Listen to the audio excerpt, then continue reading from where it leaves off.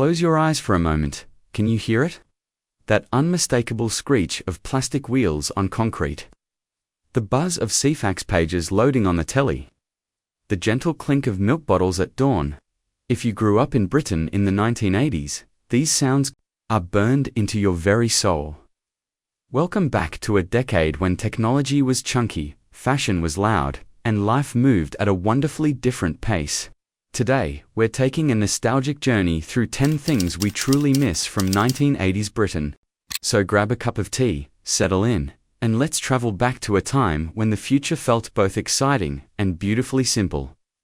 But before we dive into our time machine, make sure you're subscribed and hit that notification bell for more nostalgic content. Before PlayStation, before Xbox, before smartphones, there was a little black box that transformed British living rooms into pixelated battlegrounds. The ZX Spectrum, with its distinctive rainbow stripe and those infamous rubber keys. That felt like typing on a calculator. Released in 1982 by Sir Clive Sinclair, this wasn't just a computer, it was a rite of passage. For £175, you got 48 kilobytes of RAM. That's less memory than a single photo on your phone today, but it felt like holding the future. Picture this. Saturday morning. You've just bought a new game, and you're about to experience the most nerve-wracking 10 minutes of your young life. You'd insert the cassette tape, type load, press play, and then wait, and pray it wouldn't crash halfway through. The ZX Spectrum sold over 5 million units worldwide, introducing an entire generation to programming and games like Manic. Minor kids would spend hours learning basic programming, feeling like they were part of something revolutionary. The Spectrum made technology personal, accessible, and yes, painfully slow, but nobody cared. In 1980s Britain, kitchens, one appliance reigned supreme, the SodaStream, with its distinctive white and blue design, and that satisfying pneumatic hiss. It promised to revolutionize how British families consumed fizzy drinks. Get busy with the fizzy wasn't just a slogan, it was a way of life. The SodaStream transformed boring tap water into sparkling magic. Kids would queue up to help, usually making the syrup far too strong and creating radioactive-looking orange squash. Parents loved it because it seemed economical. Kids loved it because it felt like a science experiment on the kitchen counter. You'd fill the special bottle, screw it into the machine. And then came the best part.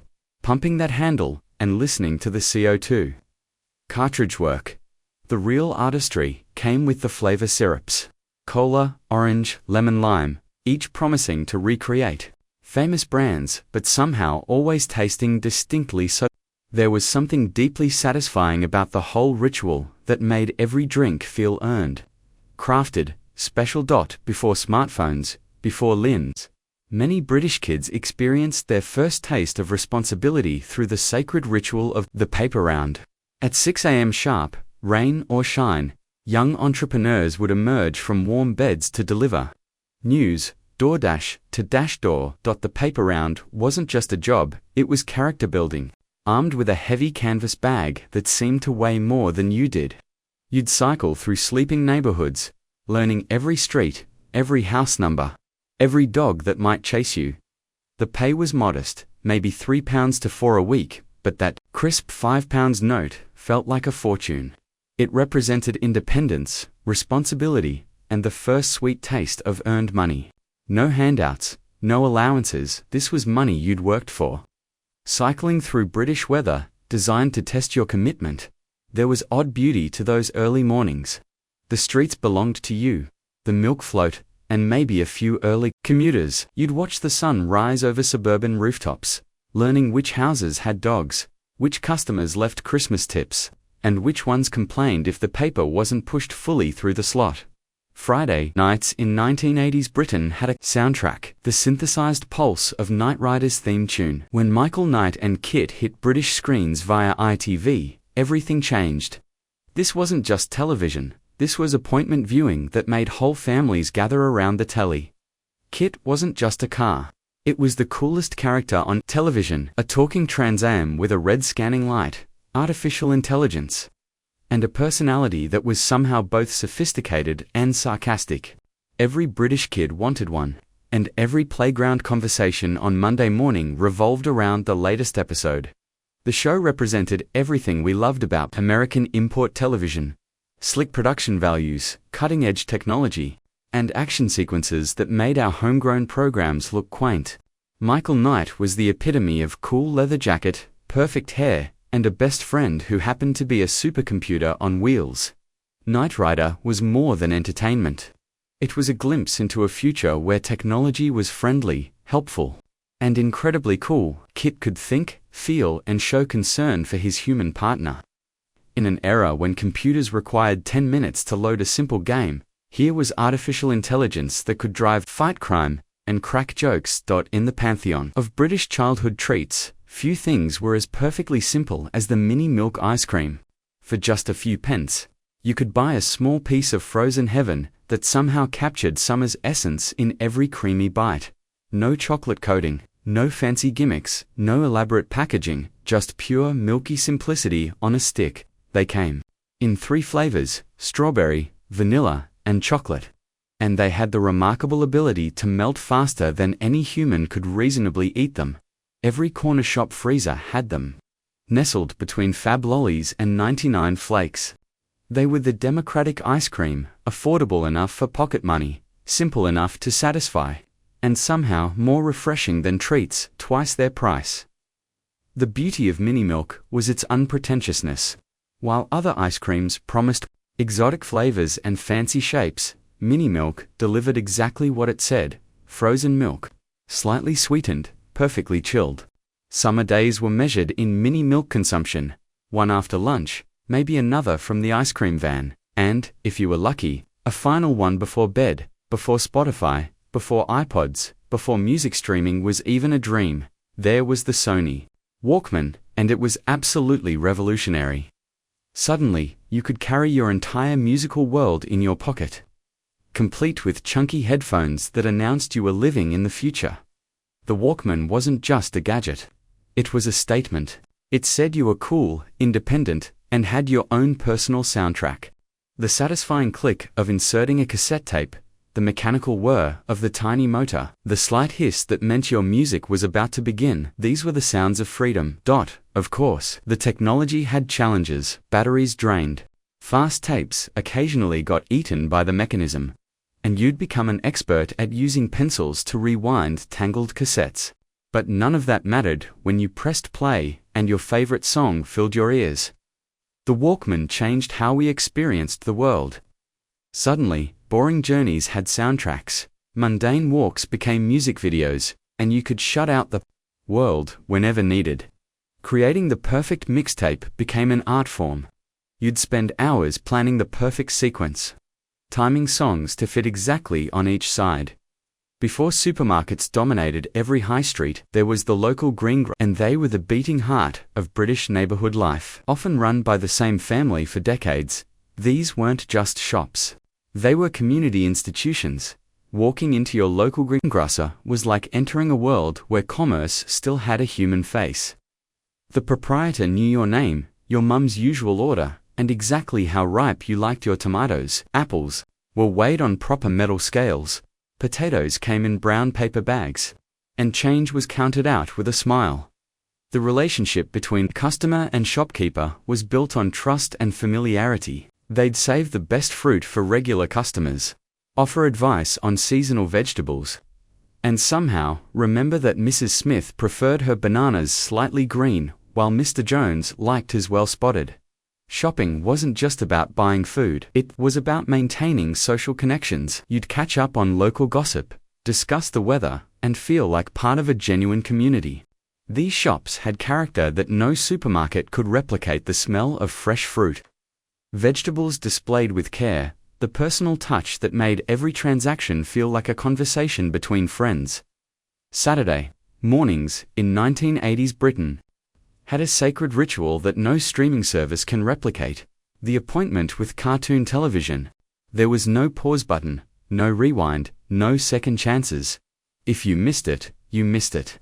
And that scarcity made it precious. British kids would wake up early, bowl of cereal in hand, and claim their spot in front of the telly for a few magical hours, when television belonged entirely to them.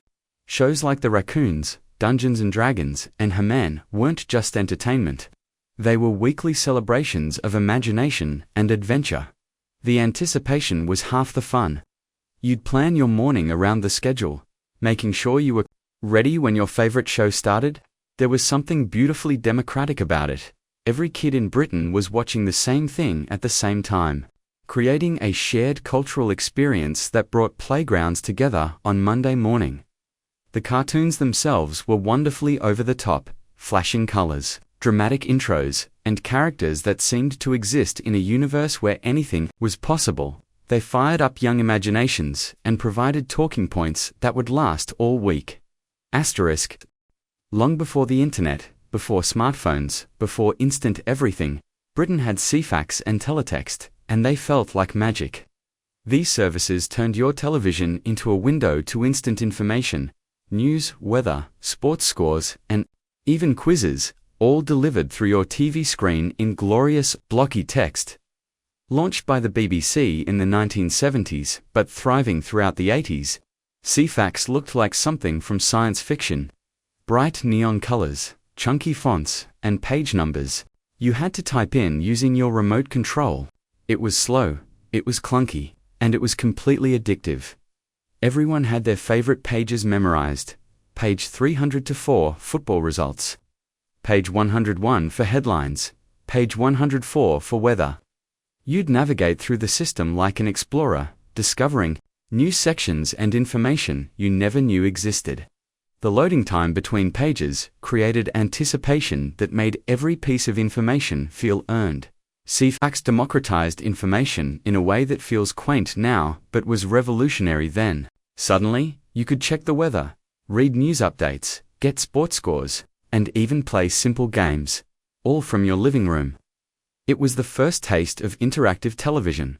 No fashion trend screamed 1980s Britain louder than the shell suit, made from shiny, swishy nylon in colors that could be seen from space. The shell suit was part tracksuit, part fashion statement, and entirely unforgettable. Worn by everyone from school kids to grands, from football fans to celebrities. The shell suit became the unofficial uniform of 1980s Britain. They weren't subtle, they weren't particularly comfortable, and they definitely weren't breathable, but they were everywhere. And somehow that made them brilliant. The shell suit represented everything we loved. About 80s fashion, it was bold. It was bright, and it made no apologies for existing. Matching top and bottoms were non-negotiable, and the louder the pattern, the cooler you looked. Neon pink, electric blue, dayglow, green, if it could hurt your eyes. It was perfect shell suit material. They had a distinctive sound, that swish swish swish of nylon against nylon, that announced your arrival long before you came into view. Walking in a shell suit was like wearing a percussion instrument, and somehow that felt appropriate for a decade that was never quiet about anything. As we reach the end of our journey through 1980s Britain, it's worth remembering that these weren't just things, they were the building blocks of how we grew up, how we learned to navigate the world, and how we connected with the people around us. Maybe it's the sounds, the smells, the colors, or simply the pace of life, but these memories from 1980s Britain never really leave us. They're woven into the fabric of who we became, reminding us of a time when the future felt both exciting and wonderfully uncertain. Which of these hit you the hardest? Is there something we missed that still lives rent-free in your memory? Share your own 80s memories in the comments below. We'd love to hear your stories and discover what made that decade so special for you. If this trip back in time brought a smile to your face, give this video a like and subscribe for more nostalgic content. Because sometimes, the past isn't really gone, it's just waiting for the right moment to come flooding back. Thanks for joining us on this journey back to 1980s Britain. Until next time, keep those memories alive, they're the best time machine we'll ever have.